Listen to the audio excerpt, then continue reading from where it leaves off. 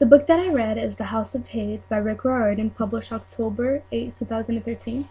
The genre is fiction and action. So this book is the fourth book to the series Heroes of Olympus. There are seven demigods who are completing a very fatal quest where Annabeth and Percy are stuck in Tartarus and they're trying to leave through the doors of death. But there are many obstacles. And then the rest of the demigods that are on Earth, they're trying to leave. They're trying to go to the doors of death to help Percy and Annabeth get out. This book ends with Percy and Annabeth out of the Tartarus and on their way to completing their most challenging quest yet. My first question is, what elements of the text can be perceived as being masculine, active, powerful, and feminine, passive, marginalized, and how do the characters support these traditional roles? A very distinct scene in the book that comes to me when we talk about masculinity is the transformation of Frank, one of the main characters in the book. Earlier in the book, he's perceived as like the chubby, not very strong boy, but in this book, he has a very big transformation. But what's important about this transformation is the fact that he was so different from all the other demigods. He didn't just come from Greek descent, he came from Chinese descent. And he had a powerful, unlike all the other demigods, he was able to transform into any kind of animal that he wanted to. And even though he had all this special things about him, he still didn't stand out until this book, where the blessing of Mars happened. He faced this quest, which was used to prove himself to Ares that he was capable of being the son of Ares. And his appearance completely changed, and that was something that was really important. According to the book, it says, no one could call him pudgy or cuddly anymore. He looked like a football player, solid and strong with no center of gravity.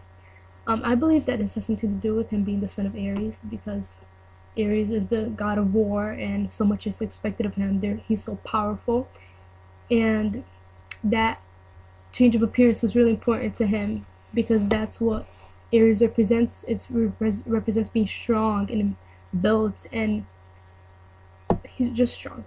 And even though like the book has all these different gods, and the book doesn't show really discrimination towards any of the gods because they all have a really important role to play in this book. Like a feminine kind of view would be Piper, who's also one of the seven demigods who are on this quest.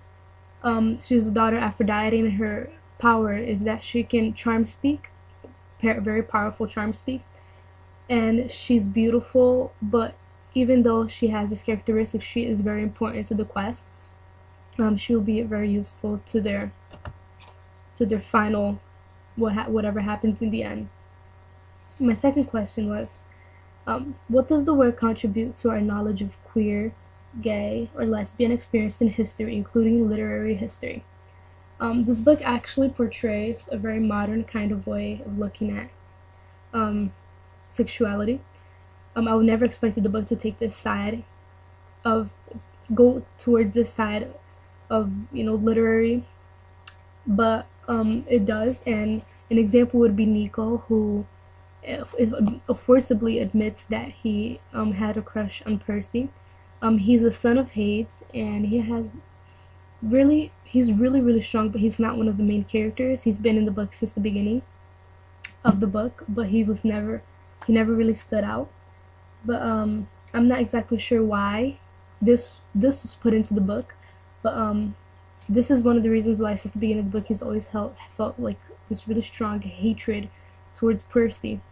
And it's really modern like, because even though people today are so open about the way they feel about coming out of the closet, there's still people who feel ashamed and have hatred in their heart, and they're scared of what they're feeling and just scared in general. And that's something that Nico felt. He was genuinely scared and afraid. According to the book, Jason said, Jason couldn't imagine what it had been like for Nico all those years, keeping a secret that would have been unthinkable to share in the 1940s, denying who he was, feeling completely alone, even more isolated than other demigods. Another thing about Nico is that he has a very long history. He is older than all the other demigods. Well, he's 14, but he is older in a way that he lived longer. He was stuck in the Lotus Hotel for 75 years, which kept him at the same age. But yeah.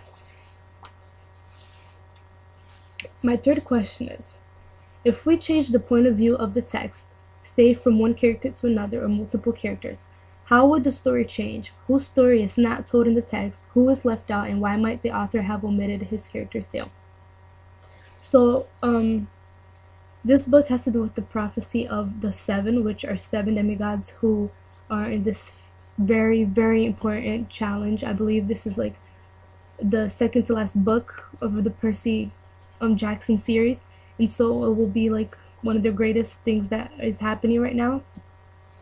And the story does actually tell different points of view of the seven different demigods who are part of this quest, which are all the main characters: Hazel, Frank, Annabeth, Percy, Jason, and Piper, and Leo.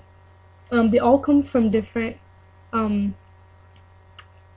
descent. Some come from Greek and some come from Rome. They had to unite so they could face this challenge because they wouldn't be able to face it alone. And they all come from different gods. So since those characters are the main characters, there are the main characters, it's really important to get their point of view of the story. But what I found really, really interesting was the fact that the story was not boring. It was not repetitive. And each of them, when I read it, like the parts of their story, what was going on with them, they each had a personal thing going on. It wasn't just the prophecy. It wasn't just dealing with the prophecy. Everything they all had a personal thing that was going on, but in the end, it would all come together to have to do with this prophecy.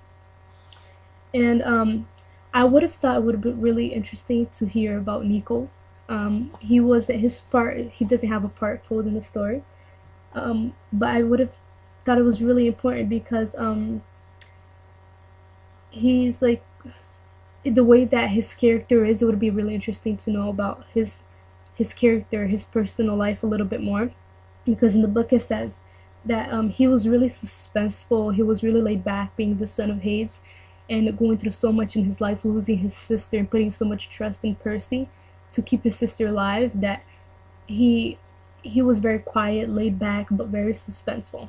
The book says his sister Hazel says he radiated a kind of old energy, a melancholy that came from knowing he didn't belong in the modern world. Like I said before, he lived longer. He was one of the youngest ones in the group, but he lived longer than them, which is a very complex thing. Besides the point. But it would have been really nice to know about Nico because he's been in the book for such a long time. But I believe that if the author had added that part, it would interfere with the story. Nico doesn't really have a big part in the prophecy. He does, but it's not as big as all these other main characters have. And another quote that I got is his eyes were kind of sad and empty, as if he'd stared into the depths of Tartarus, which he had.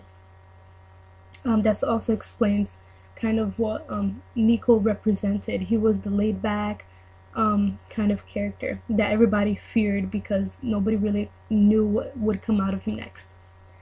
My last question is, what ideology does the text seem to promote? In Greek mythology, the underlying factor that makes up their myths and stories include gods, heroes, and power. Power mostly coming from the Roman side, which is also a really big part in the book. Although the Greek gods is really what makes up Greek mythology. An example would be Zeus, Aphrodite, Poseidon. They have all these really human characteristics in the book that connects them to the heroes, and I feel like that's where they have this connection where heroes and the gods are alike, because like Aphrodite, she's the goddess of love, but love is not perfect, and Zeus, they all make mistakes. They're never perceived as being perfect. They all have jealousy. They actually have fear, even though they're the gods. And I feel like this is where the affiliation of having the heroes is a really big part, because in Greek mythology, gods without the heroes don't work. They need to have the heroes with the gods. and the heroes are the ones that they go out, they complete this quest with the helps of the gods, who usually aid them in some type of way, by helping them on their quest, if they're in this critical situation and they really need the help of the god. But they also expect to be praised back. In the book, in the camp Half Blood, they always give their food, a portion of their food, to the gods. So the gods always do expect to be praised, and if the gods are angry with you, they would not help.